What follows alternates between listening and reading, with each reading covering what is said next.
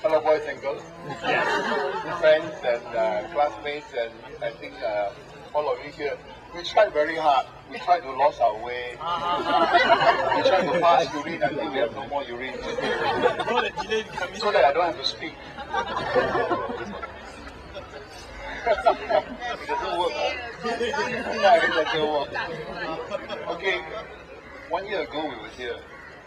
And I think we were so touched by what is happening here that more people came over. So how many of you were here last year and saw us? Some of you, right? We sang one awful song inside there. I'll give you a little short sharing because he gave me a very last minute notice. You want to have dinner, you must say something.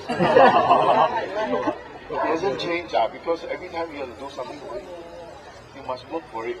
So we have dinner, afterwards we have to say something now. Okay? There was a story of a man, a very good man. He actually was so good that one day there was an angel who actually came to him. But it doesn't look like an angel, he was like an ordinary man. And the angel said, I'm going to give you one wish and it will come true. What would you wish for? Well, this man is about the age of Dr. Choon. But the man is actually a lot smarter than him. Because he worked so hard. Okay, he worked so hard just to get this place. Because that man says, okay, I know what I want. I want to wish for one thing, that I will get tomorrow's newspaper today. You laugh, huh? Man is a very clever man. Do you know why?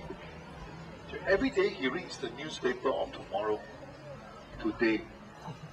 So what did he do? He flipped to the page where he read all the share price, or the stock price. He will know which one will drop, which one will shoot up. Today he will buy or sell. Tomorrow it will come through. Right? He made a lot of money. A lot of money. Every day he will do that. He read. The first thing he do, open up the page. He goes straight to the share, the stock price. About almost just half a year, he became a billionaire.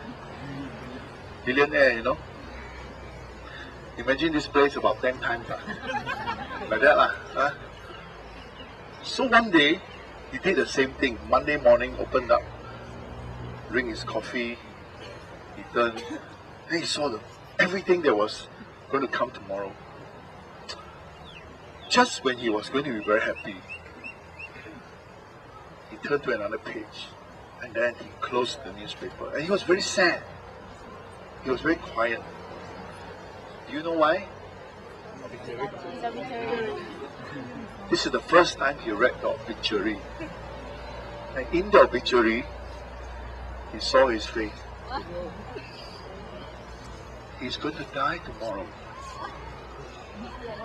Suddenly, the money has no meaning. Right? Suddenly, something else became more important. He began to think, what should I do? I only have 1 day left.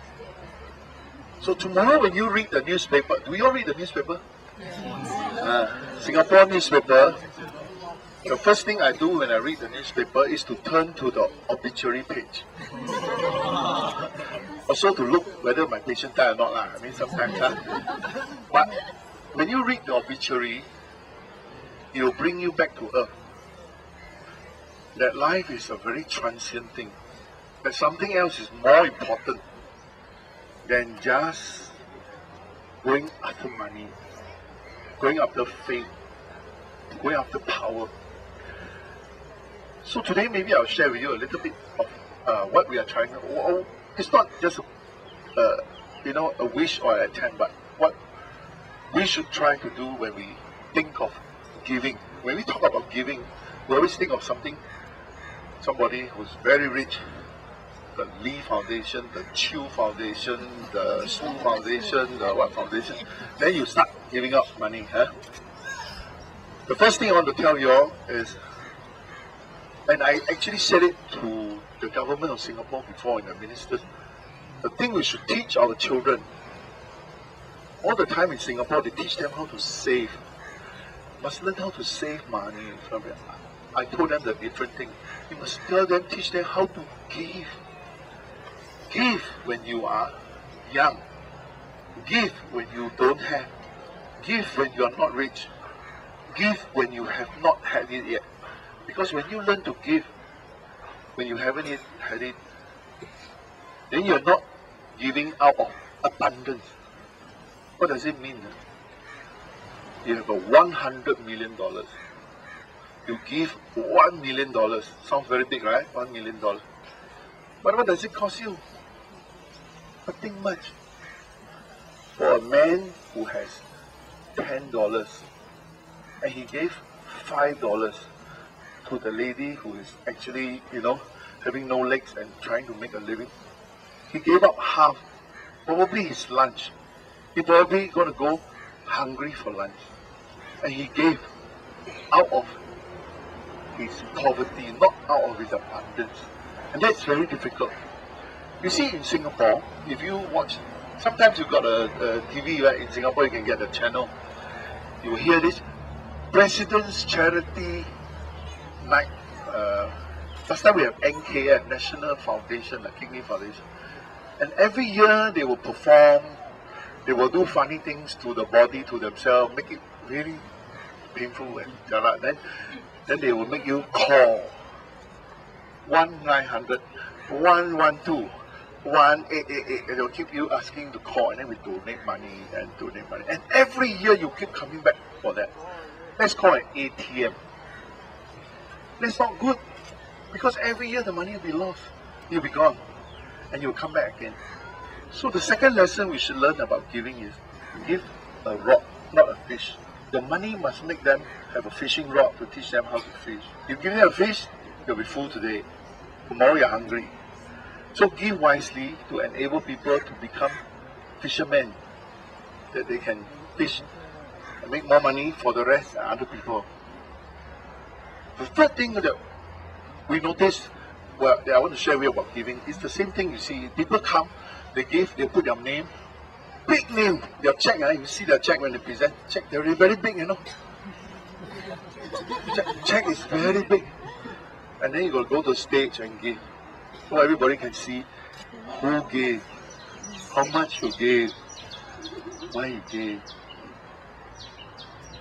I tell you a little secret. You give. How do you give? You give until the left hand doesn't know what the right hand does. That's giving. The right hand gave until the left hand also don't know who gave, you gave. You don't have to tell people in the world. You don't have to know. Even the closest friends doesn't have to know. And you give to the point where it hurts. Give until it hurts. You don't give just because it feels so good. And you see people, like that, and you say that, oh, I'm doing it and I'm feeling so good about it. You give until it hurts. And that's very difficult. So today maybe it's hard to imagine. Go back and think about it. What does it mean to give till it hurts? It costs you something. It costs you time, some tears, some heartache, and sometimes a lot of time to spend with the person. So don't just give money, give time, give of yourself. So I think this is what is ideal. I'm sharing with you because this is something, after all this long time, we try to do that. It's always difficult, it's never easy to give till it hurts. To give when the left hand doesn't know what the right hand is doing. To give wisely so that you actually have a rod and not a fish. And last of all, you want to realize, it's very strange. Dr. Chiu is one good example. The more he gives, the more he receives. Right? Do you agree? The more he gives, the more he receives. The more he gave us, we got new bungalows some more. So I want you to give some more, then next year we stay there. Okay? So the more you give, the more you receive. I think last of all, maybe to go home with one little thought in your mind. Huh? That is also a verse from Bible. What does it profit a man if he gains the whole world but loses his own soul? So you change that, and the man, you put your name inside. Okay, if your name is Amway, what does it profit Amway if you gain the whole world but you lose your own soul? Okay, so I should have my dinner after this. Thank you for listening.